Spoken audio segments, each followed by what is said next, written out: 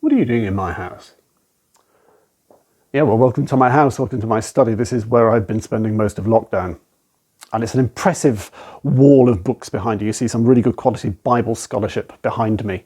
And down here on the lower shelf were the books that I read. Doctor Who 1974, a classic.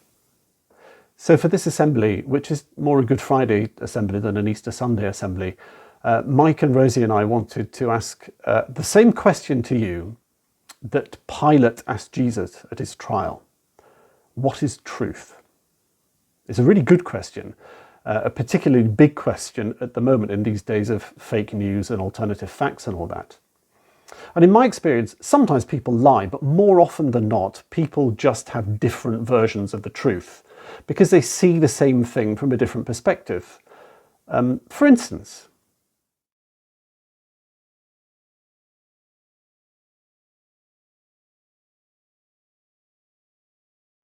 so what did you see in that clip? A man running away from a car? Well, perhaps say you saw it from this perspective.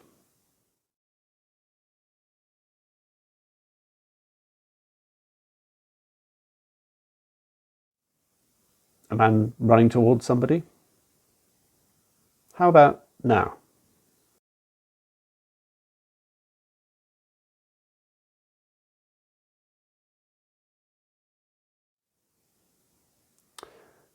You see, depending on where you're looking from, things can look very different.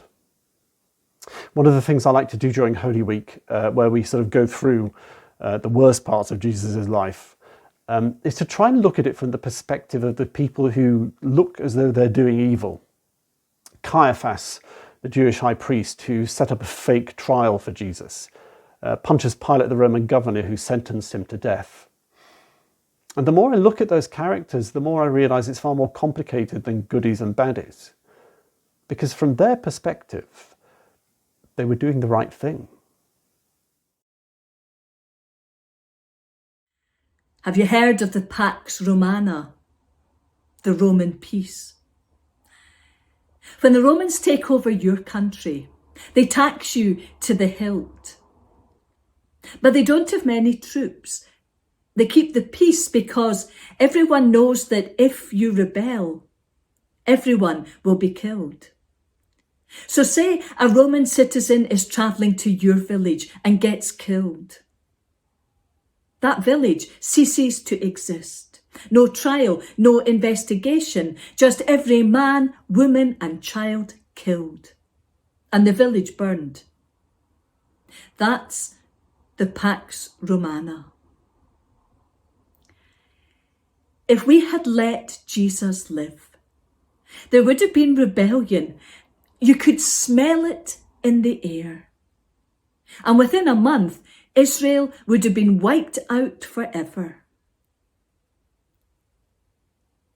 So what else could I have done? What I said then, I still say now. For the sake of the nation, Jesus had to die.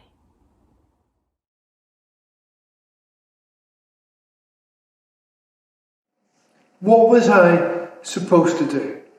I am in charge of the most rebellious, difficult, challenging part of the Roman Empire. The Jews, these Jewish people, they are always fighting amongst themselves and fighting against us. And I never seem to have enough troops to call on to come in and quash the rebellion.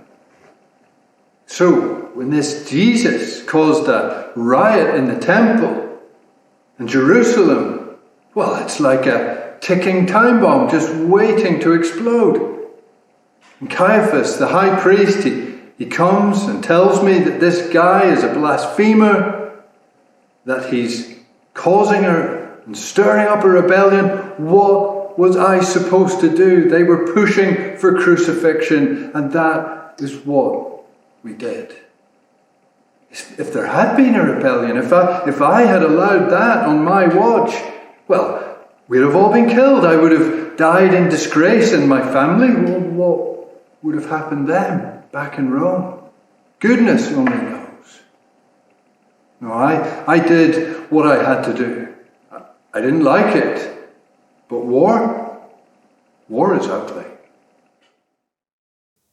You see, to my mind in this story, there were no goodies and baddies. They were just frightened, ordinary people who were trying to do the right thing but could only see their version of the truth. They couldn't see beyond themselves. That question, what is truth, is the question that Pilate asked Jesus, and I'm still trying to find the answer to that question. And I think one of the ways that I can do that is to listen to people who disagree with me, because they have a part of the truth that I don't. And if I listen well, maybe I'll see a bigger part of the truth than I possess. Because sometimes facts are false and news is fake, but most of the time we're just different people seeing the same thing from different perspectives. And if we listen to one another without trying to win an argument or without trying to prove ourselves right, we might find a truth which is bigger than we are. But what that leaves us on Good Friday is the image of Jesus nailed to a cross, because people who are powerful could only see their truth and had no interest in seeing any other. And we still see that every day, whether it's Black Lives Matter or trans rights or violence against women. And one thing Easter tells me is that it doesn't have to be that way. He knelt there in Gethsemane, his silent pain and agony, his tears flowed free, he said, "Please, Father, help me." They came with swords and spears and hate, they broke his will, they set his fate, his friends took to their heels and fled for safety. Hallelujah, hallelujah, hallelujah, hallelujah.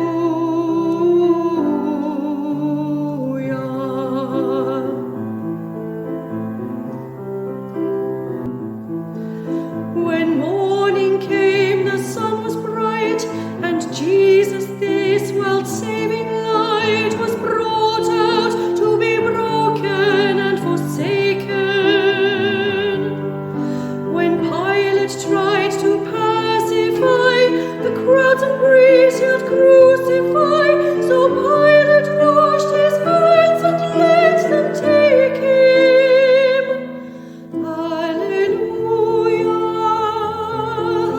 hallelujah, hallelujah.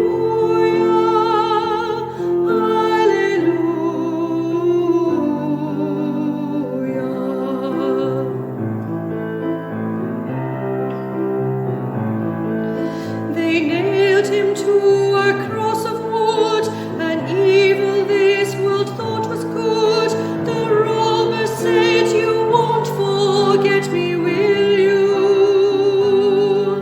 The crown pressed down into his skin, the man whose love was still within, forgave them all and blessed with hallelujah. Hallelujah,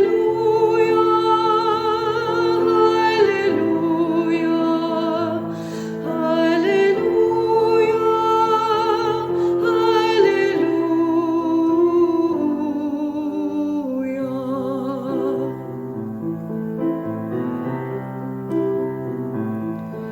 The sky was dark, the end was nigh. His face shone out and lit the sky. He said, "Oh, Father, why am I forsaken?" He gave his spirit on the cross, and all the world could feel his loss. The life that lived for others, it was taken. Hallelujah, hallelujah.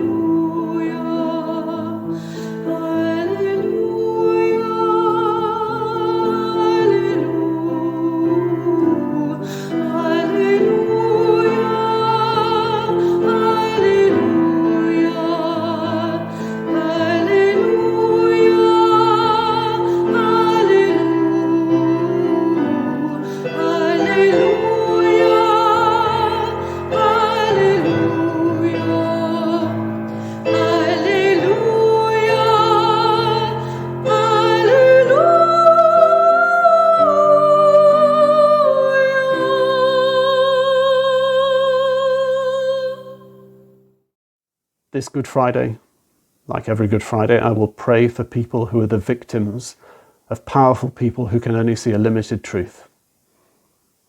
And because I am a relatively powerful person, because I'm a straight white man in a world which is geared towards straight white men, I will pray for the courage to listen to views that are different from mine, because that is how things change. So I will pray for them, and I'll pray for me, and I'll pray for you too. Have a good Easter.